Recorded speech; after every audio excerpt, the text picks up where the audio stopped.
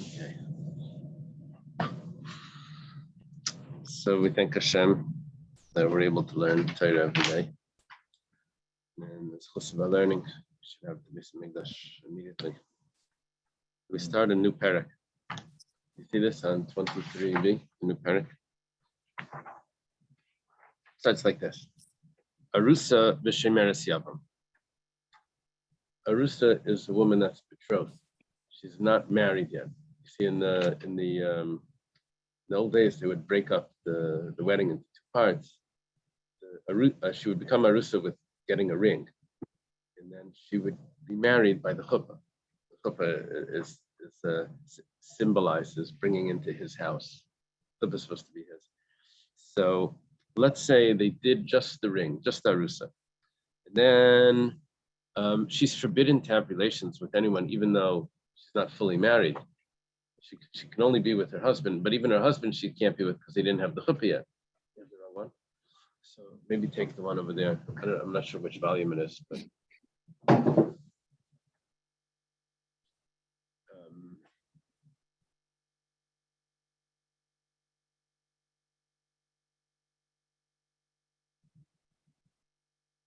no, it's probably on the second bookcase. Yeah. There you go. Okay. So if the husband warns his betrothed, his fiance, said, "Do not be secluded with this person." Or next case, or shemeres yavam. Let's say the woman, her husband passed away, and she's waiting to do yibam with her husband's brother. Let's say her husband was Reuven, she's waiting to do yibam with Shimon. And Shimon warns her, says, "I don't want you to be secluded with anyone else, with this specific person." So what happens if she is, and there's a witness or two? But they don't drink the water, and they also don't. But however, they also lose the ksuba. Because they don't drink, but they don't get the ksuba that they were deserving. The ksuba apparently was given earlier. I'm not sure if it needed to be like this. That he agreed to giving her a ksuba from the betrothal. I think the ksuba officially only comes from the nesuin.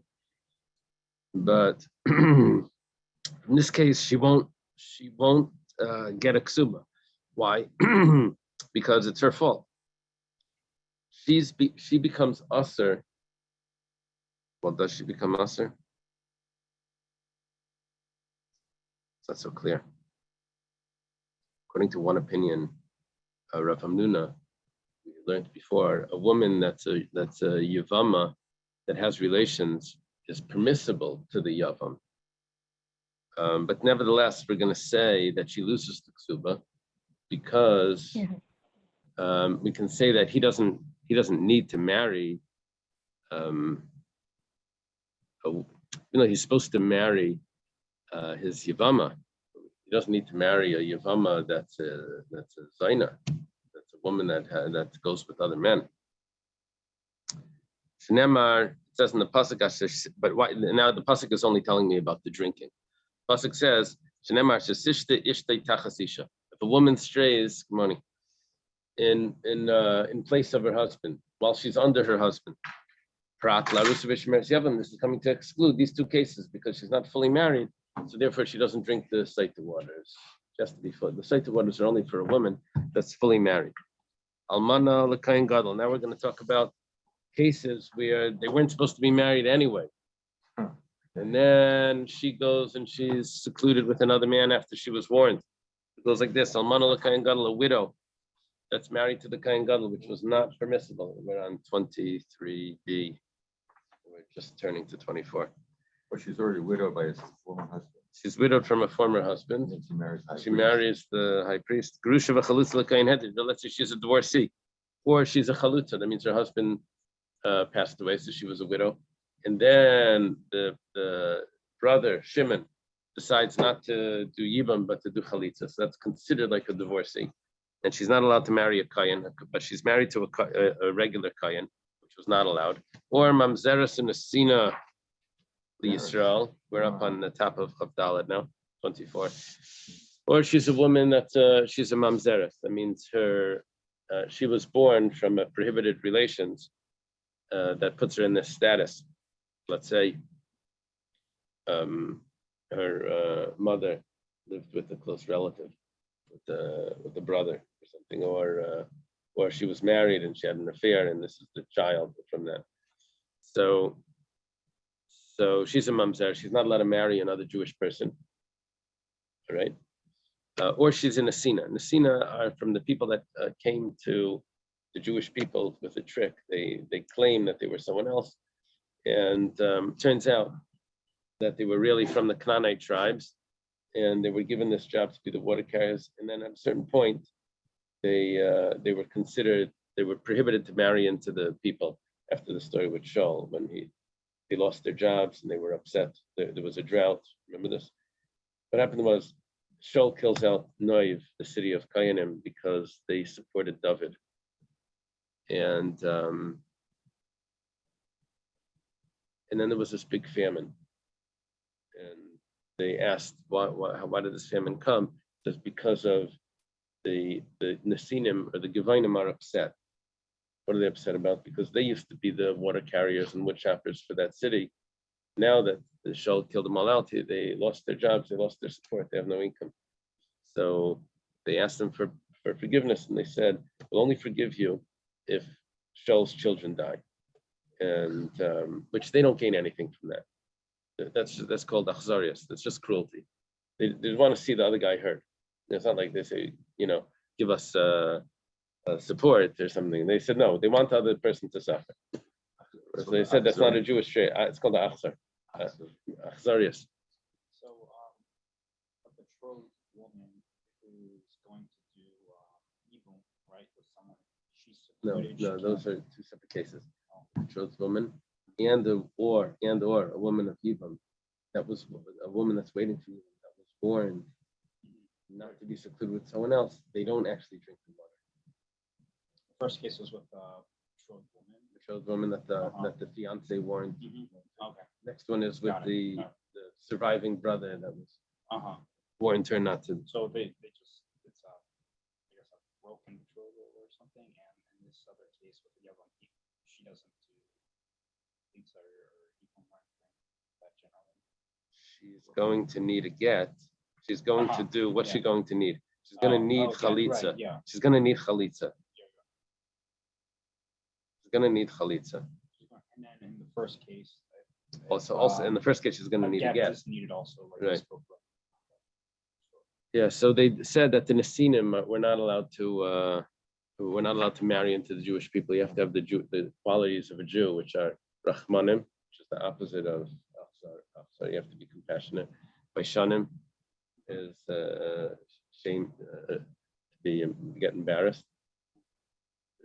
And Goyim Lechasadim is to be kind. Okay. So if there was someone that was married to a Nesina, and he warned her, don't be secluded with someone. And she was. Or the next case, Abbas Yisrael Mamzer. Let's say there was a Jewish girl that married a Jewish man that was a Mamzer. Ula Nasin, or a Nasin, which was the same story, but just the man. They don't drink the water. They weren't supposed to be married in the first place. We say that the only people that are going to drink are people that had an eligible marriage. If it wasn't even a correct marriage, then we don't have them drink the Sota water. However, they also don't get the ksuba. He doesn't have to pay the ksuba for a woman that's not faithful. Now, the following.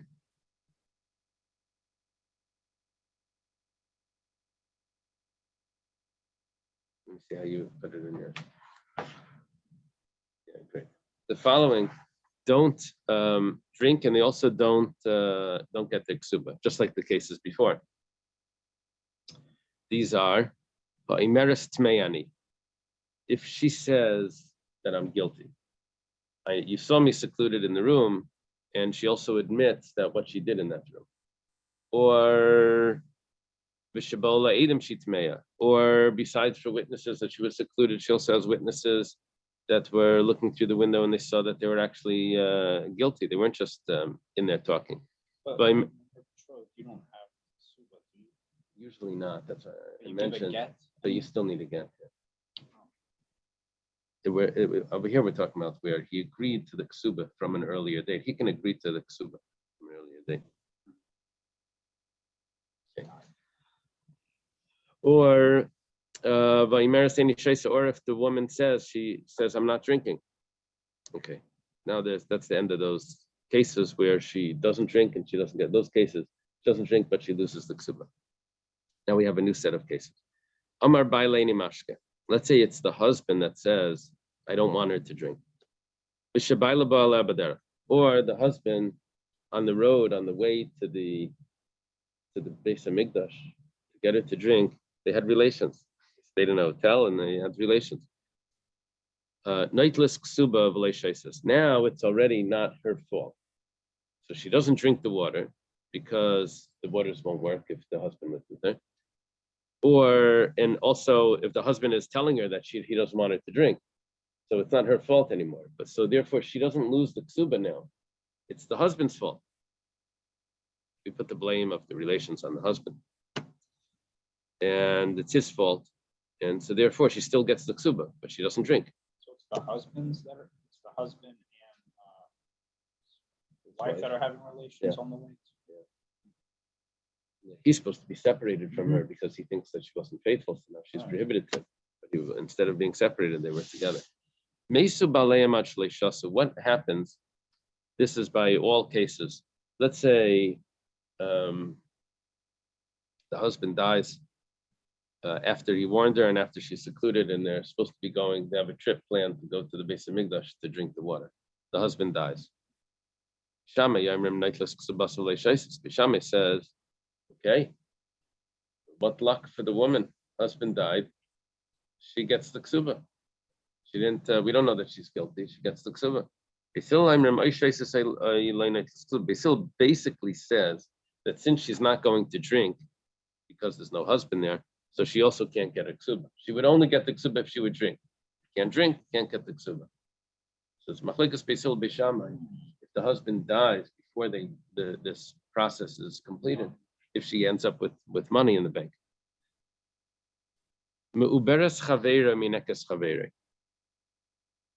This is a woman that was not supposed to get married. She was supposed to wait 24 months until she gets married because she's pregnant 3 months after a divorce. But this is where she's actually pregnant, where we have a concern that the baby is not going to be treated properly if she gets married within 24 months. She's nursing. You think that the new husband is going to spoil the milk, make her pregnant again, and spoil the milk, and the baby won't be fed properly. So there's a rule that if but if there's a rule that the woman needs to wait 24 months, 2 years after until she could get remarried. That's the rule for this pregnant or nursing mother. Now, let's say she didn't wait and she got married. And let's say either died or divorced. She has a ksuba. The new husband warned her not to be secluded with someone else. And she violated that. So Rav Meir says that she doesn't drink. She wasn't supposed to be married to him. The only people that drink are the ones that are eligible marriage. This wasn't an eligible marriage. She was supposed to wait. And she also doesn't get a ksuba. The Chachamim say 1 second. This is not the type of ineligible marriages like you mentioned before. This is an eligible marriage. It's just the timing was wrong. So he could really be married to her. So therefore, this is still considered a husband, and she should be able to drink. And if she could drink, then she would get the ksuba. After she drinks, she gets the ksuba. If she's innocent. If he doesn't want to be with her, or they can stay married too. After that time, right? She's they're gonna wait that time and then drink. Islandess is a kana v'shein roya leilid. An islandess is a woman that doesn't have the features of a woman. So Is she too young or no, no? she's a woman with the chromosomes, but Uh-huh. she doesn't have the secondary features. Her voice is deep. She doesn't have breasts. So, yeah, someone said with all this conflicts with the different things, with the Olympics and and things with sports, they said you should just do it with chromosomes instead of drop all of this nonsense of what they claim they are. You have the X chromosome sports and you have the Y chromosome. Resolves all the yeah.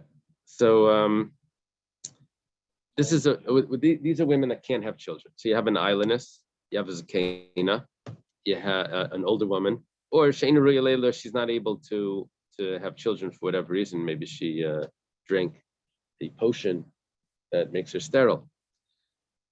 So we're talking about a man that is obligated to have children because he was not married previously, and he really should be married to a woman that can give him children.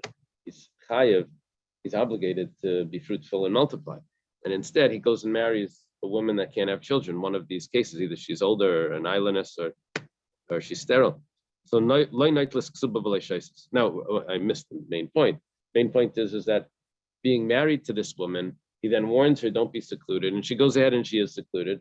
She violates that, but he can't make her drink because he wasn't supposed to be married to her. Why wasn't he supposed to be married to her? Because he has an obligation to have children. We learned earlier that I remember from a second, almost someone marries a woman and they finds out right after the marriage that she can't have kids. There is grounds. Right. It could be you can nullify the marriage without even a get. Yeah. Oh, We learned that it could be that the marriage is batal if you didn't know about it before. So Kedushi Tos. Rabbi Lezer Aimer Yachal Elisa Isha Acheres Blifris Lirbisimena. Rabbi Lezer has an excellent point. He said he can marry two women. This is well before Rabbeinu Gershon, where a man is allowed to marry two women. So you want him to fulfill the mitzvah, he'll marry another wife. He'll fulfill the mitzvah with the second wife. He doesn't need to have children from every wife. So what's the problem over here? She should be allowed to drink. It's not a forbidden marriage. Vishar kalanashim, all other women,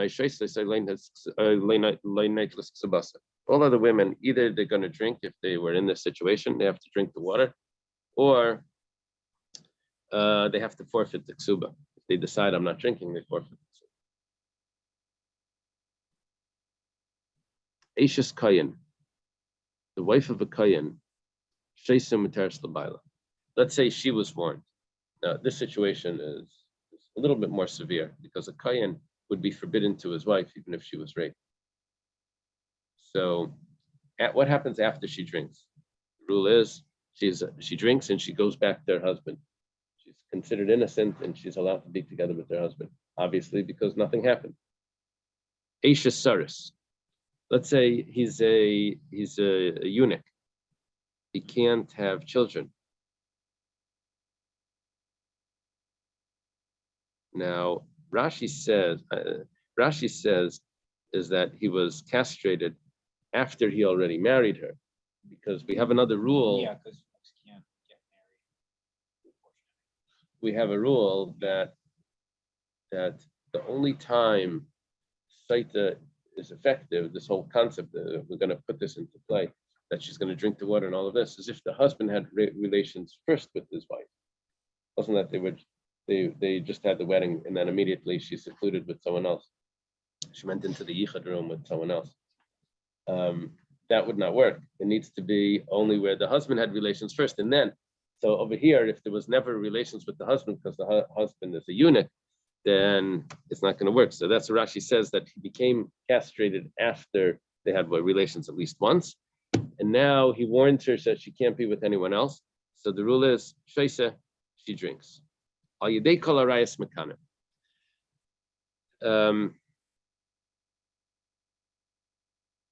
He can warn her that she cannot be together, secluded with any of her relatives. including a relative. She can't be secluded with her father or her brothers or something like that, which is surprising because that usually is not a concern, right? Usually that's not a concern of being not faithful, right? Nevertheless, if the husband does consider it a concern, he can warn her that he doesn't want her secluded with her father or brothers, and then that will create this complication where she's going to turn into a saita when she is. Besides for a katan and for someone that's not a man. The Gemara is going to have to explain that. The following is the husband may not have the awareness that he's supposed to be warning his wife, so the Bezdin steps in and does the warning for him if they see that she's not being faithful. That is, Mishan Escharish Bailif. The husband became a deaf mute. So therefore, we think maybe he is not aware of what his wife is up to. So we actually warn the wife that she's not allowed to be secluded with so and so if we see that that's going on. Maybe the husband went crazy. But the husband can warn her. Yeah, warn her. But maybe other people can. So the Bezdin steps in and does the warning. Or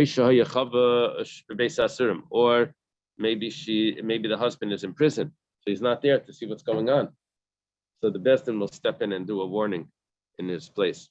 This is not that we're going to make her drink, that they're going to warn. Rather, this is really just to make that the husband should not have to give her ksuba when he returns, or if they get divorced, when he dies, because she wasn't faithful. So this is really just a monetary warning that she's going to lose out from the ksuba. Rabbi Yosi says, even to warn her, like why? Because when the husband returns, I know the husband needs to bring, but so what? When the husband comes back, he'll bring her to the Beis Hamikdash, and based on the warning that was given by the Bezdin, if she's secluded, he can still bring her to the Beis Hamikdash. Okay. Back on the Arusa and the Shemeres Yavam, the Gemara discusses. We said that she doesn't drink and she doesn't get a ksuba. We're talking about she's only betrothed and the husband already, not even married yet. The husband is already jealous of another man, right? Or Shemeres Yavam, she's not even married to this person and he's already warning her not to be secluded. The rule is that they can't drink. Now, Mishtahud Leishasya, they don't drink. Hak hinai maknila, but he can still warn her. Now, what's the relevance of that? The relevance is that she's not going to get her ksuba if she violates that. Big halacha. And also, she's going to be prohibited to him if she violates that. It's also a big halacha, right? She's going to be prohibited to him and she loses the ksuba, even though, and she doesn't have any solution of drinking to make her innocent. She's not married to him yet. She's just betrothed. She's betrothed, but it's not even certain. it's not even certain, right? We know that she violated the warning, but we don't know what happened in there. So it's not like she's totally innocent. Well, is this regardless whether or not the husband minds? Not like he's like. And the husband warned her, so that means he minds. Yeah. Yeah. Okay.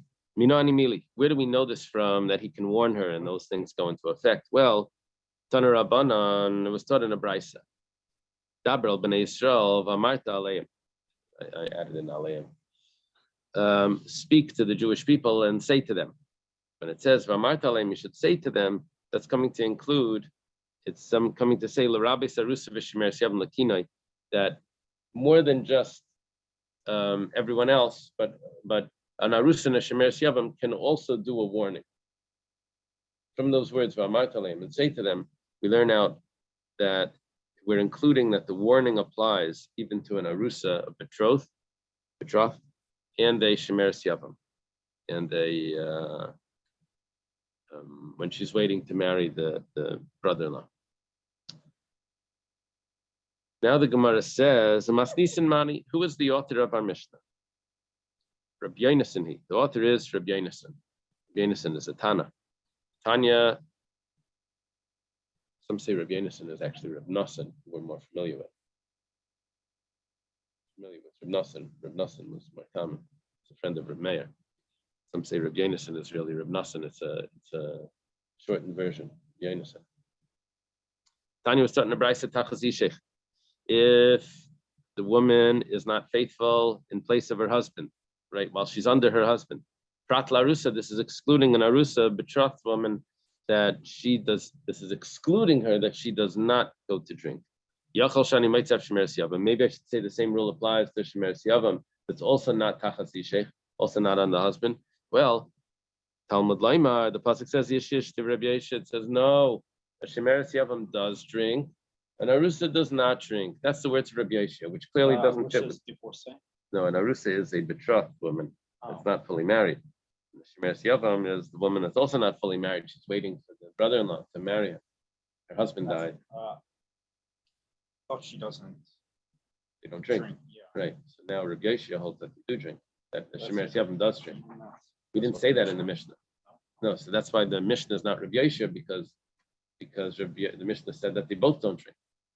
Well, Rabbi Yonasan says, Tachas ishech, when it says in under the husband, that's prat l'shemeres yavam. That's excluding a shemeres yavam. She's not under the husband yet. She's waiting for the husband to marry her. The Gemara says, Oitzi shemeres yavam v'layotzi es arusa. You're only excluding shemeres yavam. You're not excluding an arusa. An arusa is also a not under the husband because she's only betrothed. Well, Talmud Laimar asher tishte tachas asher tishte isha tachas isha, where the woman strays from under her husband. That's another pasuk. Prat larusa. So Rabbi Yonasan says I have two psukim that tell me that a shemeres yavam and an arusa don't drink. Rabbi Yoshia said, I have one pasuk that tells me that a rusa doesn't drink, and I have another pasuk that makes a shemeres yavam yes drink. Okay, and Rabbi Yonasan says two psukim that take them both out. So our Mishnah would fit with Rabbi Yonasan. Mar, this master, which is referring to Rabbi Yonasan, Ali Malay Arusa. As soon as we said Tachasi Sheikh under the husband, he said, oh, we know who that's excluding. That's excluding the shemeres yavam. Why? Because the arusa is more considered the husband than the shemeres yavam is. Why? Because the kiddusha didei. Because who did the marriage for the arusa? Who started this marriage? This man himself started the marriage. So when it says tachas ishech, I wouldn't think right away that's the arusa. I wouldn't think it's excluding the arusa, because the arusa is sort of ishech, because he actually did perform the marriage. He gave her a ring. B'seiklin al yadeh. And if she commits adultery at this point, she gets skila. So this really is a marriage. So tachas ishech on their husband would apply to narusa. So therefore he says it's coming to exclude the shemeres yavam. And then I need another pasuk to exclude the arusa. But that wasn't my first choice. Umar, but however, Rabbi Yoshia, Ali Malay Shemeres Yavam, he says that the first choice to remove would be the arusa. The Shemeres Yavam is more connected to the husband. Why? Because the Shemeres Yavam doesn't need a chuppah. Shemeres Yavam, the rule by a Shemeres Yavam, this woman that's waiting for her brother-in-law to marry her, they just can go straight to the hotel.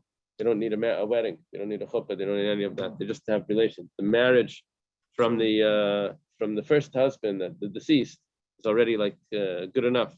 So Rabbi Yeshua says that Yibum is higher than a betrothed woman. Yeah, it's higher on the list here. It's considered more of a marriage. She's considered more married to the Yavam than she is to the Arusa, according to Rabbi Yeshua. And according to Rabbi Yonasan, she's the Arusa is more married to the husband than the Shemeres Yavam. Each one thinks the other one is. Gemara says Rabbi Yonasan. Remember, Rabbi Yonasan had two psukim of tachas ishech. One was tachas ishech, one was tachas isha, and both of them excluded an arusa and a shemeres yavam. What about the pasuk that Rabbi Yoshia uses that includes the shemeres yavam? It says hi ish my yavale. What does he do with the pasuk that says any man? We said that's an inclusion, not an exclusion. So it's coming to include that this all could be performed and the wife of a cheresh, a deaf mute, the wife of a shaita, an imbecile, and also the wife of someone that went crazy. Also shaita. Shimam, I don't know what the difference shimam and shaita. Depression, maybe. How do they translate shimam? Yeah. A what? Mentally ill. Mentally ill. So what's the difference that and a shaita?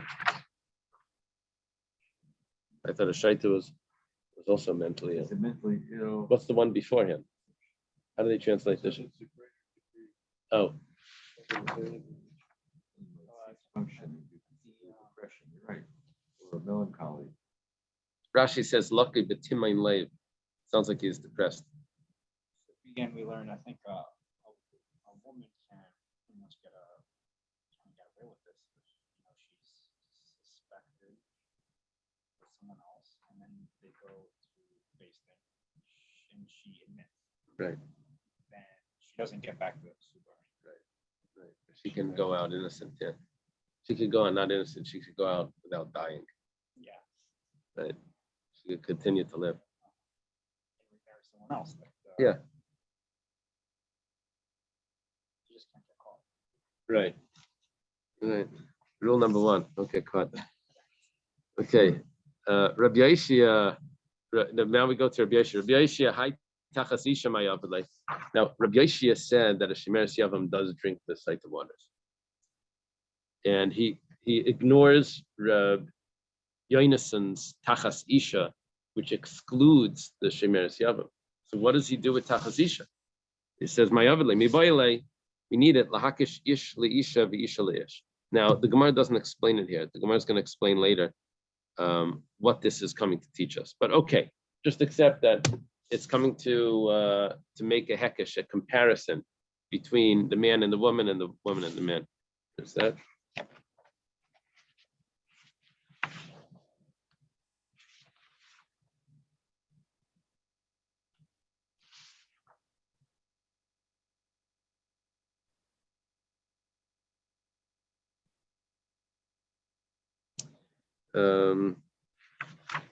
But there's the halachas that apply to the man. If he's blind, he can't vanilla menisha. If he's blind, he can't make a drink. The same rule would apply if she's blind, that she can't make a drink. Okay. So the special halachas. Elataima the ksibi hanikrai.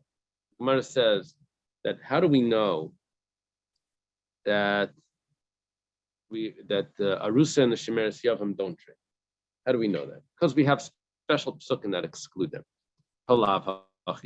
If not for those psukim, Hava Amina, I would have thought Arusa Shasya, that the betrothed woman drinks. The problem is Vakyasar Ravacha Bar Chanina Midraima. Ravacha Bar Chanina came from the south. He brought a brisa, and in that brisa it said Mibala Deishich, that she's not faithful in place of her husband. And we learn from that, the only way where we're going to have the rules of the Saita, we mentioned this before, is if the husband had prior relations with his wife, at least once, at least they were fully married, that he had to have consummated the marriage in order for her to now become a Saita. But if she's an Arusa or a Shemeres Yavam, then the marriage was never consummated. So then there's no concept of Saita. So why do I need the psukim to tell me that the Arus and Shemeres Yavam don't have the concept of Saita? They don't drink, even without the psukim. That's the Gemara's question. Because there was never any relations with the husband and wife. Amar Rami Bar Chama says, the Arusa, we have an answer. The answer is that the chassan visiting his kala in the father-in-law's house had relations with her. Now, so why aren't they married? Because they didn't have those relations with the intent of marriage. They had that relations with the intent of znus, just promiscuity. And so they're not actually married. You're still an aris. They're only all the agreements of the marriage only take place later when he brings her into his house. Okay, so we have an answer. He lived with her, and therefore the rules of Saita will now apply, even though it wasn't a living of a marriage, but at least he lived with her. And now she's going to. Now we needed a pasuk to tell me that she doesn't drink. It wasn't automatic that she doesn't drink. We needed a pasuk to tell me that she doesn't drink if she's now secluded with someone else. And pasuk is Tachasisha. if you have gone astray while you're under your husband. Under the husband, and this is not considered under the husband. Right. Now, we learned when we learned Ksubis, we learned that there was a decree that every new bride needed to be brought to the general. There was under Roman rule. So, in order to avoid that, they said in Yehuda, this was one of the commentaries. No, in Yehuda, they would live with their bride before the actual marriage, and that way they would be able to escape that living with the general. Okay. So if such a case, really yeah. So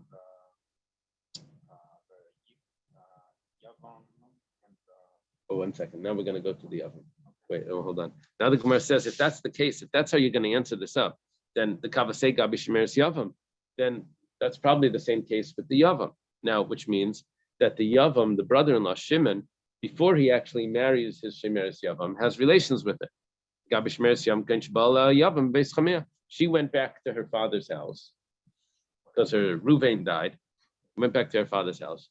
Shimon comes to visit, and he has relations with her. And then before the Yibam, and then he also tells her, by the way, I don't be secluded with so and so, and she is. So I would have said that she's this regular Saita. Comes along the pasuk that tells me she's not.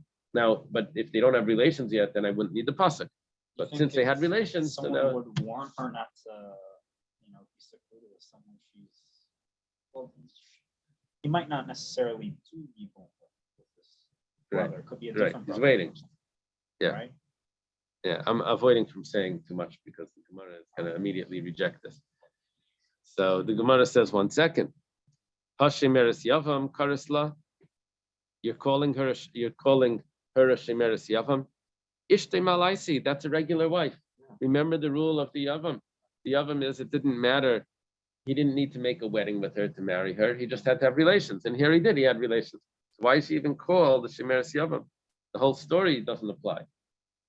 The Gemara says, Dama Rav, Kanalakal, because Rav says that if a Shimon has a promiscuous relations with, we called her Ruvena, which was Reuven's widow. So according to Rav says that Shimon is automatically married. Shimon is the brother, is automatically married to her. So this is a question. The Gemara answers, we're following not Rav, we're following Shmuel. Shmuel says that they're not actually married. They are married for certain things, but not fully married. Now, what are they married for? Dishes is still not, it wasn't discussed. Well, what if Laundry. a different brother was supposed to do evil? So she had relations with the other brother. it would be too late. It would need to be this one. Now, what Shmuel means is that the other brother got mad about that. Oh yeah, but he beat him to it. So after warning and all this. Well, 1 second. Oh, after the warning, then it's going to be prohibited. She's going to be prohibited to marry this person, Shimon, and probably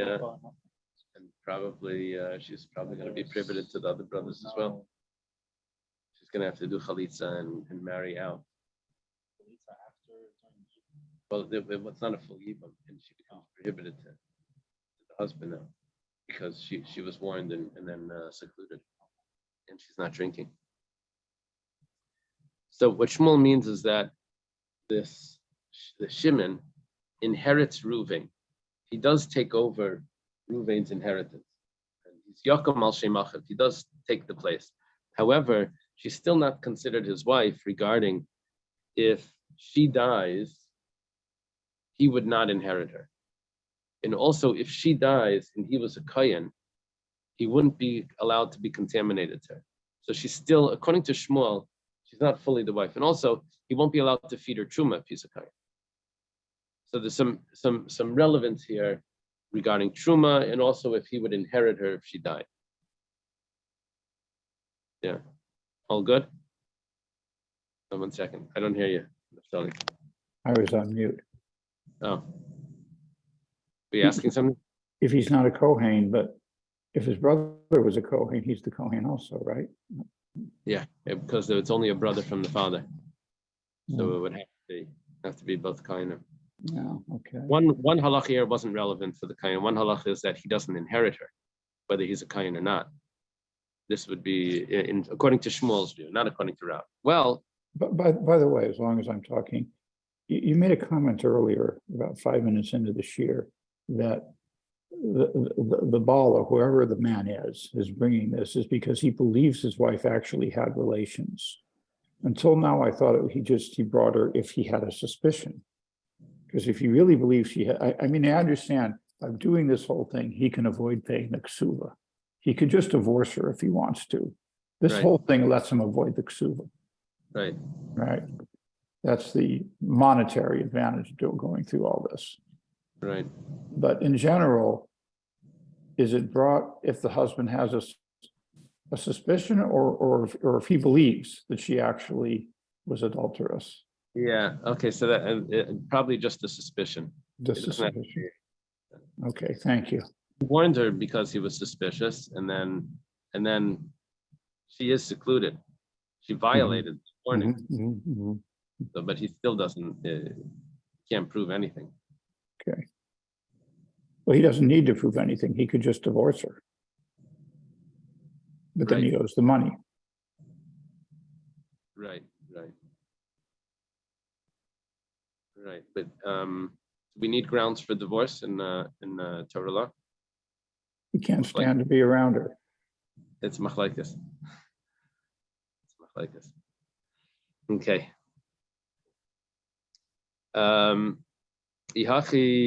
If this is so, but we just figured out how this is working, that there needed to be a relations beforehand. And then the question is she married him? Well, we'll follow Shmuel. Okay, so if that's the case, Lema Rav, Damak Rabbi Yoshia. See, Rabbi Yoshia said before that a Shemeres Yavam actually drinks. Maybe what did Rav mean that the Shemeres Yavam drinks is because once there's relations, then the Shemeres Yavam is already the wife. And that's why she drinks. So Rav would follow Rabbi Yoshia. Shmuel Damak Rabbi Yonasan, and Shmuel would follow Rabbi Yonasan that says she's not the wife and she doesn't drink. Now, this is a little problematic because Rav doesn't want to limit himself to only follow Rabbi Yoshia. He wants to go with all the Tanaim. And Shmuel doesn't want to limit himself to only following Rabbi Yonasan. He wants to go with all the Tanaim. So what's going to come out is like this. Amalach Rav, Rav says, you're holding me back by making me only fit with Rabbi Yoshia. It's not true. I know the Amri Afilu Rabbi Yonasan. I could even go with Rabbi Yonasan. Now, Rabbi Yonasan says that I use a pasuk to exclude the Shemeres Yavam. Now he says like this: I'm going to go with Rabbi Yonasan because from the fact that you need a pasuk, that already tells me that she's married. See, I know Rabbi Yoshia says that she actually drinks, but Rabbi Yonasan still requires a pasuk that she shouldn't drink.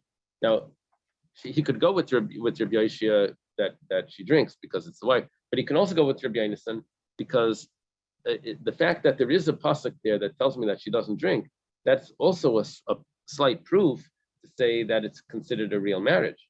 Otherwise, why do you need a pasuk that says that she doesn't drink? She was never married.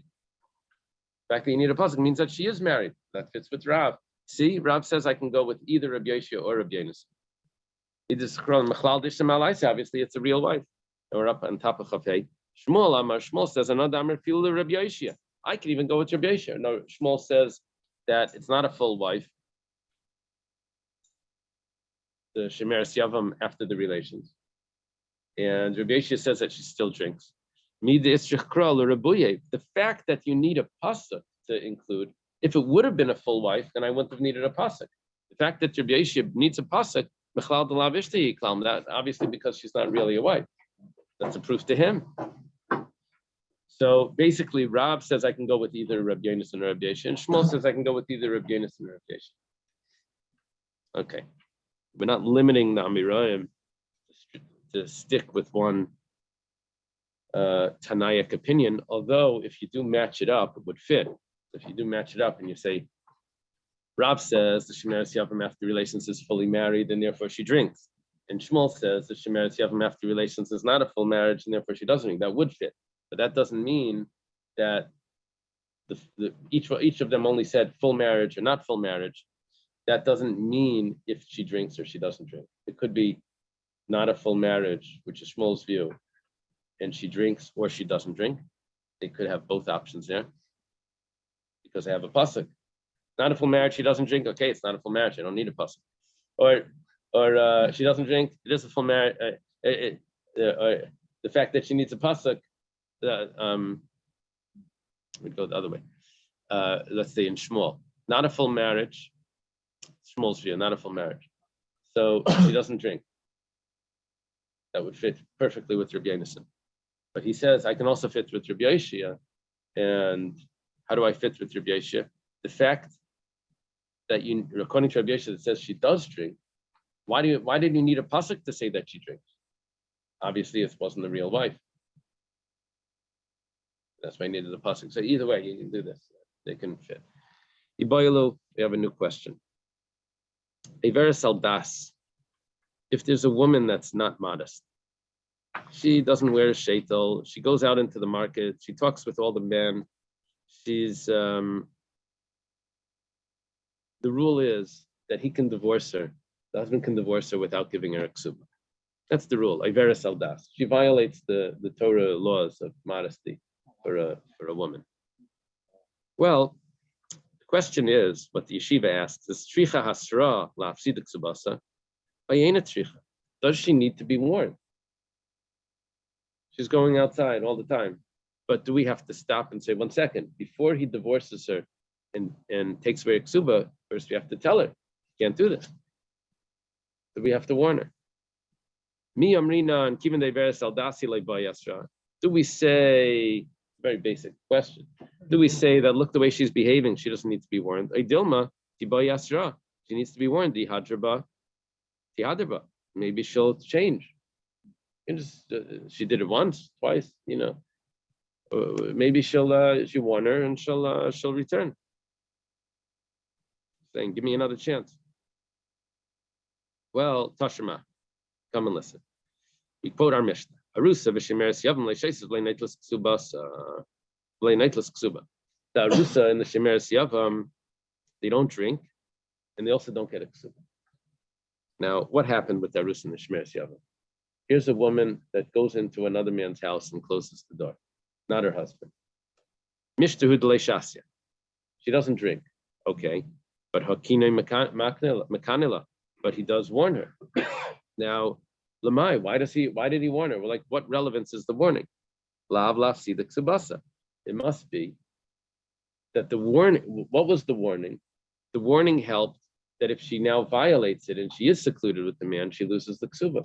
Now, what the Gemara is doing over here is it's saying that the kinoi, the warning, which we call kinoi because it's a zealous warning, is actually a warning of giving her another chance.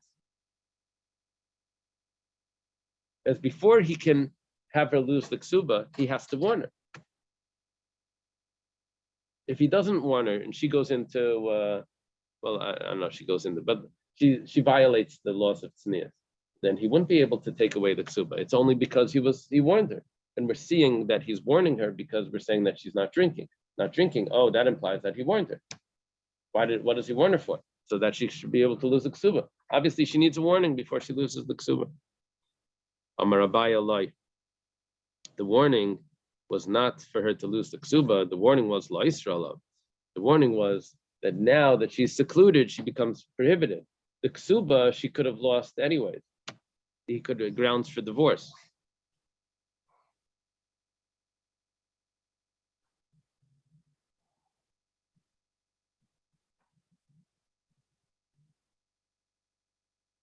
How would that work? she wouldn't be, she would be permitted to him, and she still loses the ksuba.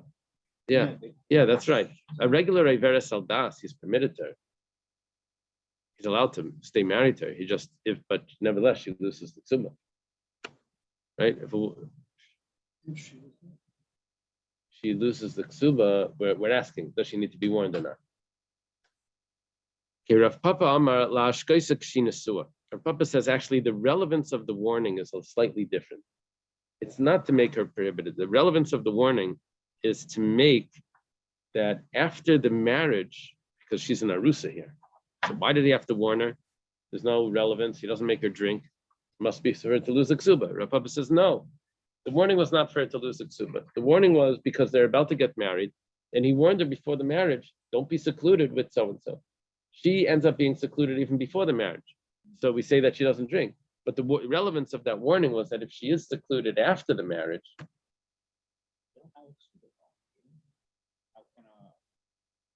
who, the Arusa?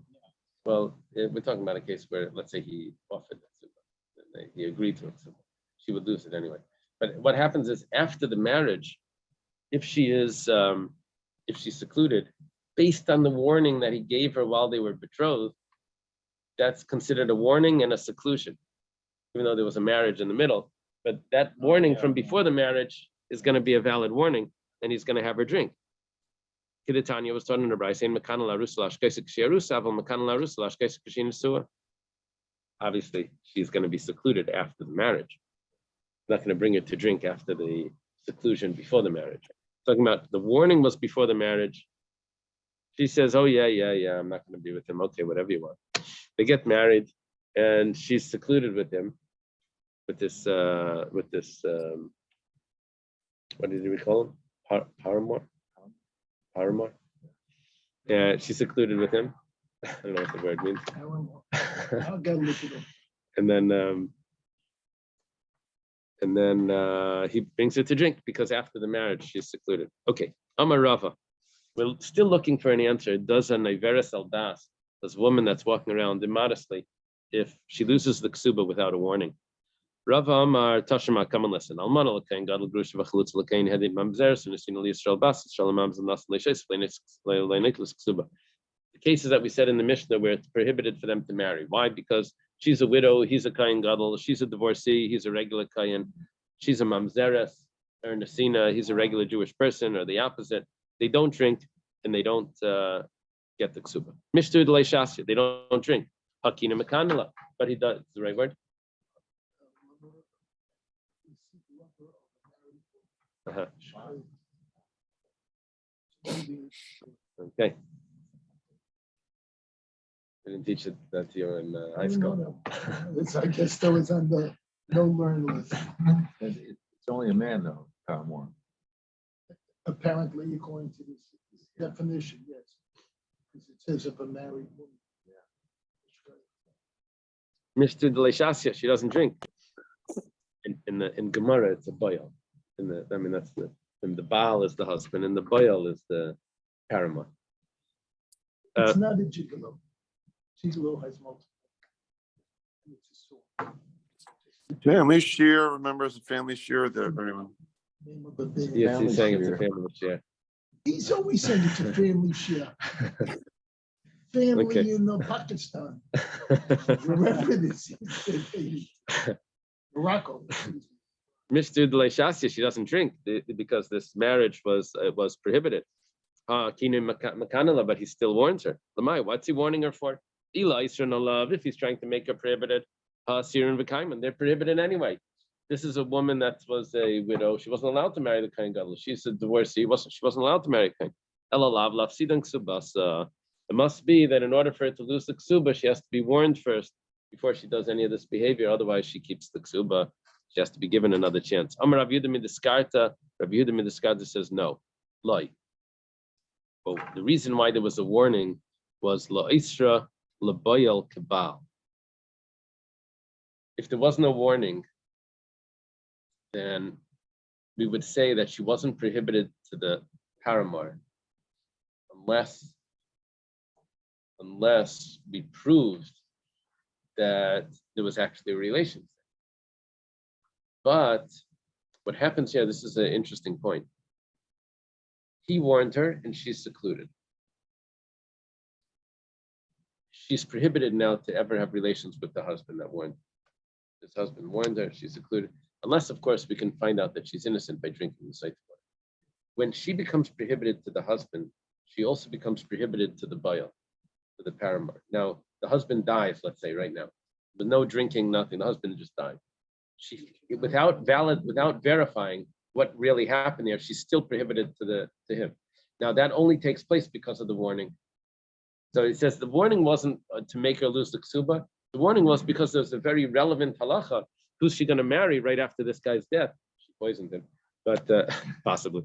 But she still can't marry this fellow. Okay. Titanan, as we have a Mishnah, just like she's prohibited to the husband, she's also prohibited to the bayal.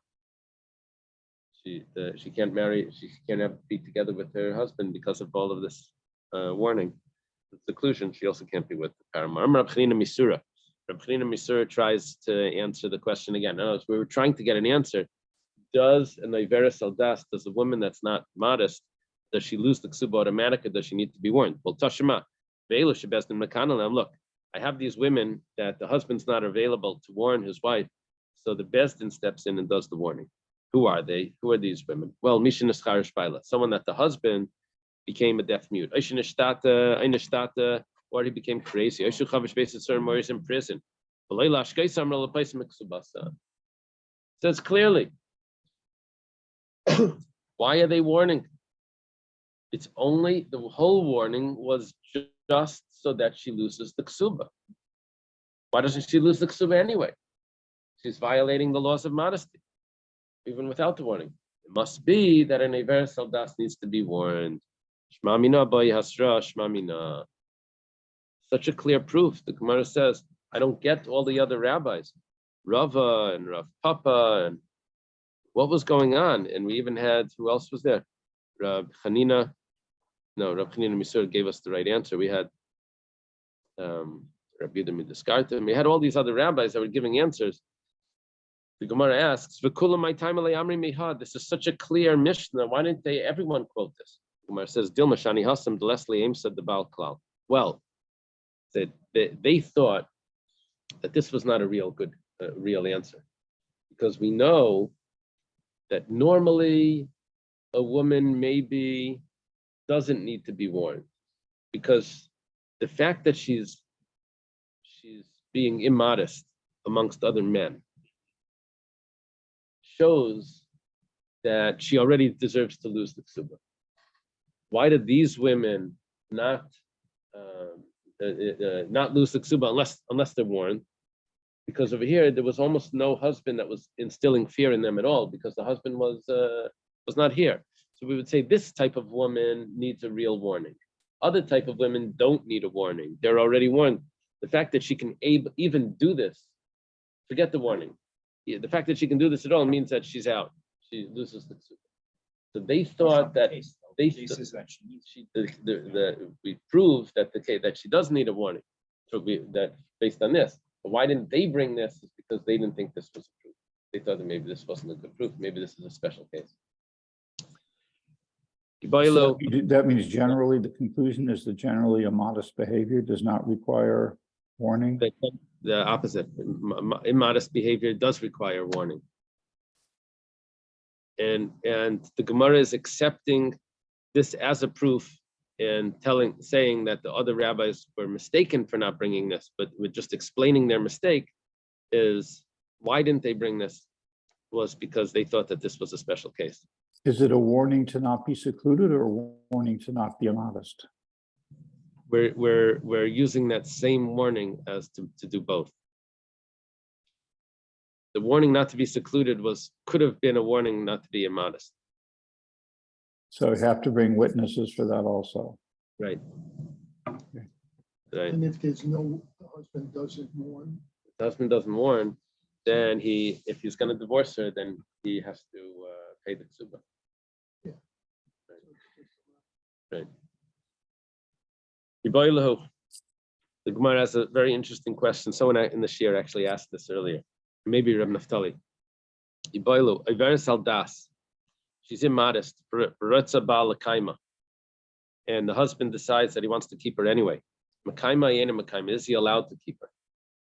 Ni Amrina, do we say, Bikveded the Baal Talarachmana, Bahali Kapid?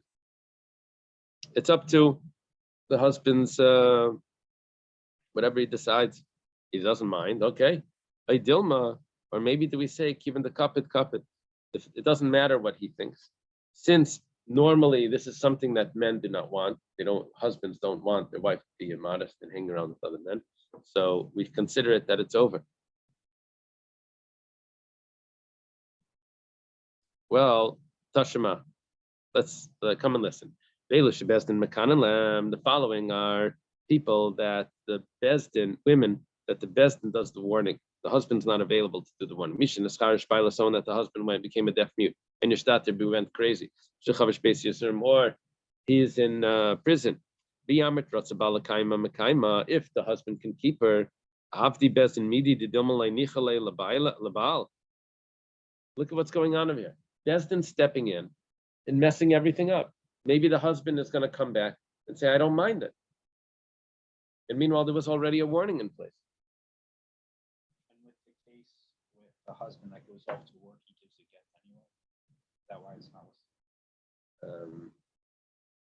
I guess so. It could have gone on a business trip. It was an example. Well, we're saying now is that the Bezdin can't do something that the husband wouldn't necessarily want. And since the husband maybe wants to keep this wife, why is he giving the warning? Yes, husband, take the case, the husband's in prison.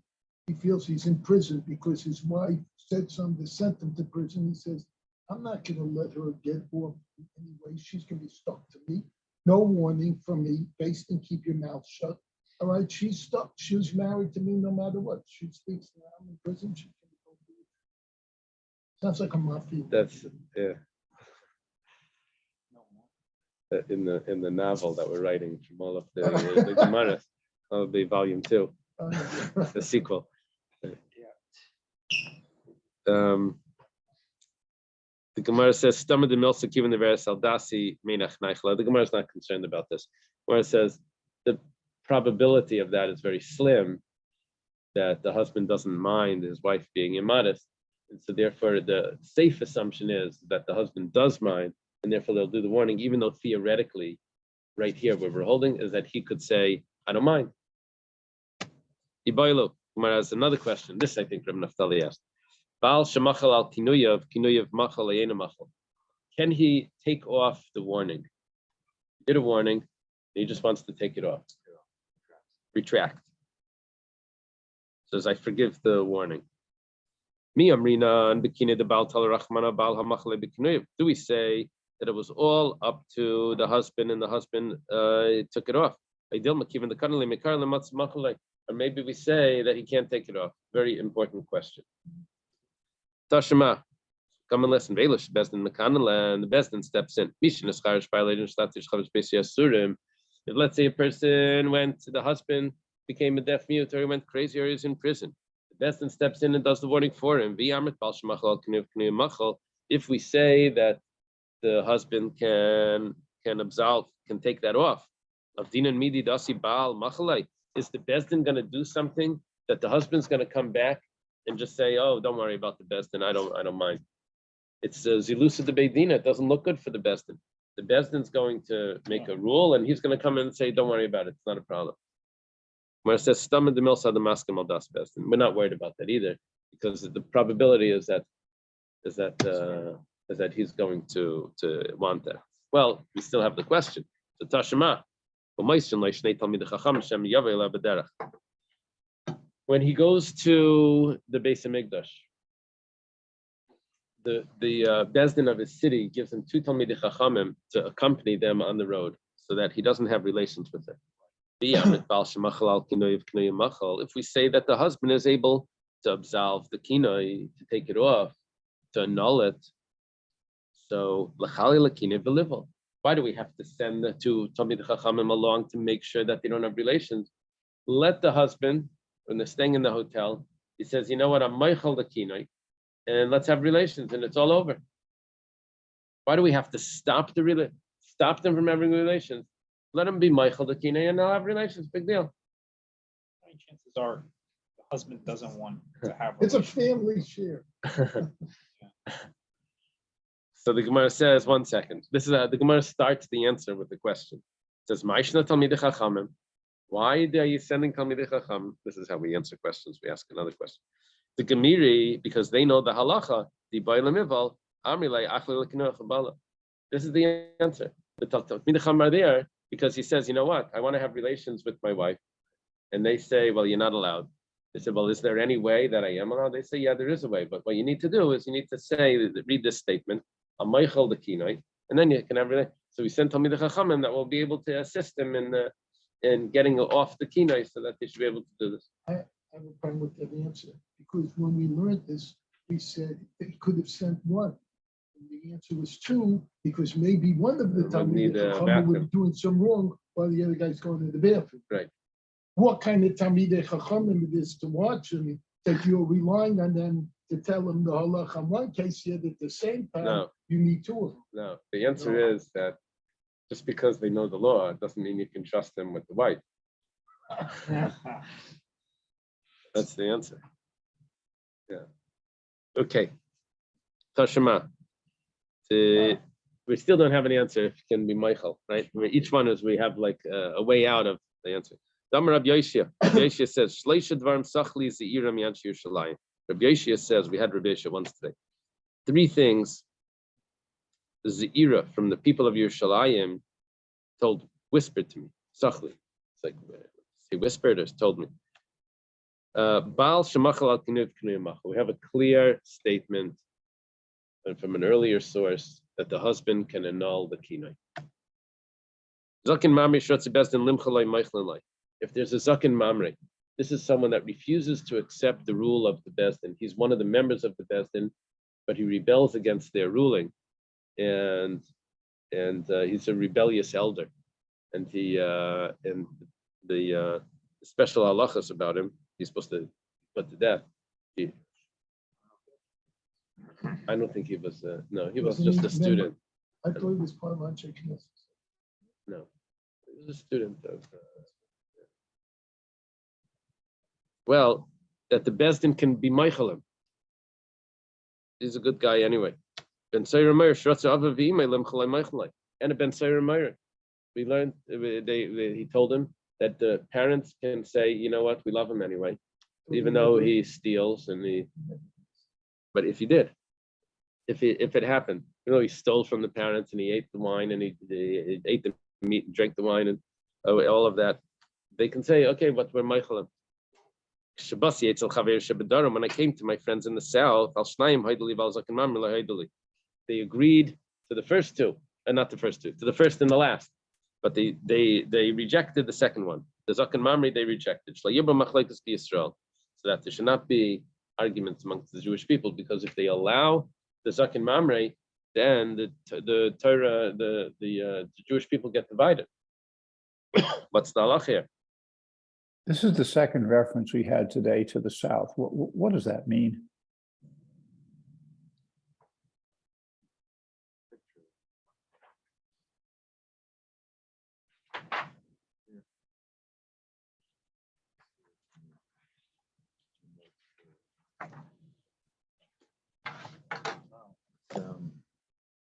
After the Bar Kokhba revolt, the land of Judea was almost completely devastated, and the center of Jewish life, Israel, shifted to the Galilee. Despite this, there remain some important centers of learning in Judea, including Lod, further south in the city of Beit Guvrin. These centers preserved many ancient traditions that were unknown in the Galilee, and at times sages from there traveled to the Galilee and recorded these traditions to the sages in the Galilee. That's the Koran. Thank you. From him coming from Midraima, Rav Acha Bar Chanina. Sounds very analogous to the difference between Ashkenazic tradition and Right.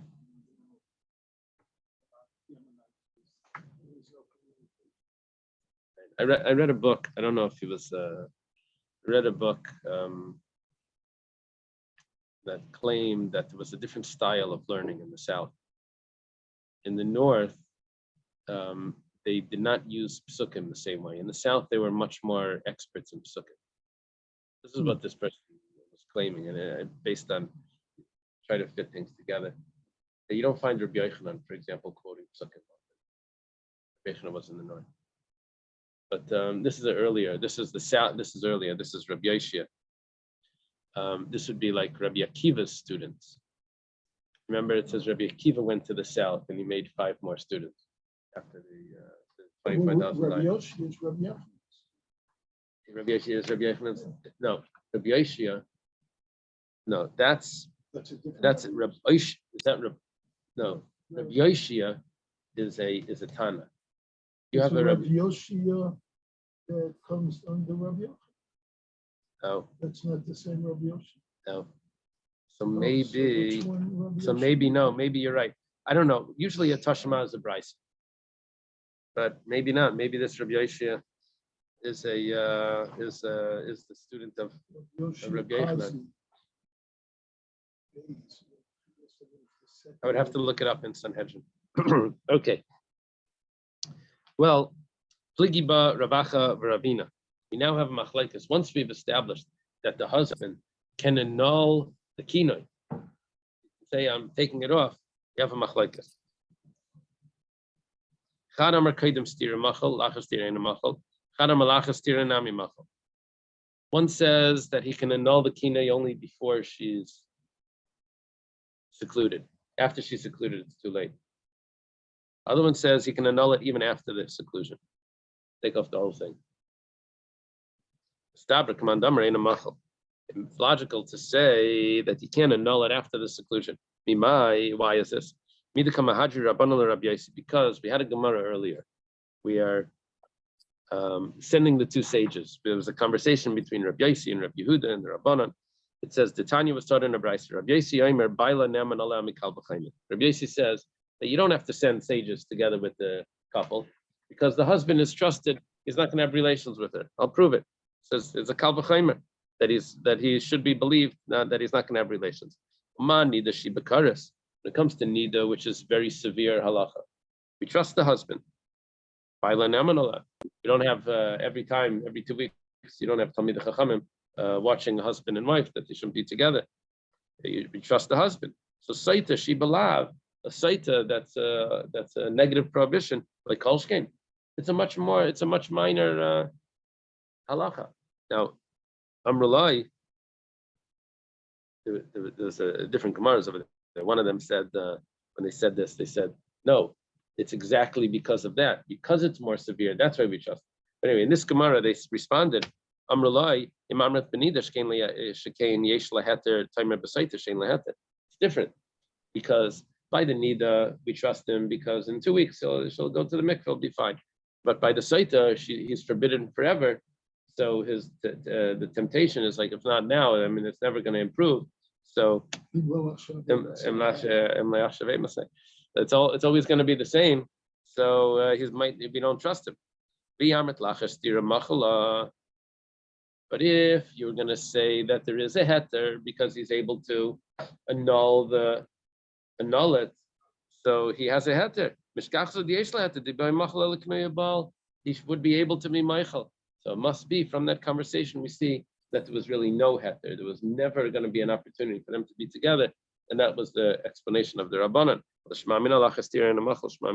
He can only annul it before they're secluded. Let's say the husband dies before they drink. What's the machlekes over here? We have machlekes Beishamai and Beisilel if she gets the ksuba before we're able to verify if she's innocent or not. So the husband can't, if the husband's away and the beis din gives a warning, the husband can't annul that after he hears about the warning. Well, The beis din- that's an neighbors- interesting thing.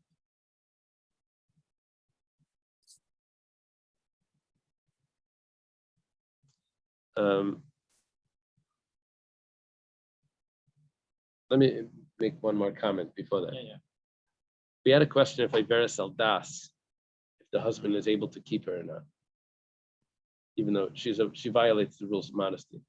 So Tosfos says that once we have an answer of Baal Shemachal al Kinuya, that if the husband can annul the kinoi, so he can also annul an Iversa. He can also obviously he can keep her even though she's violating, right?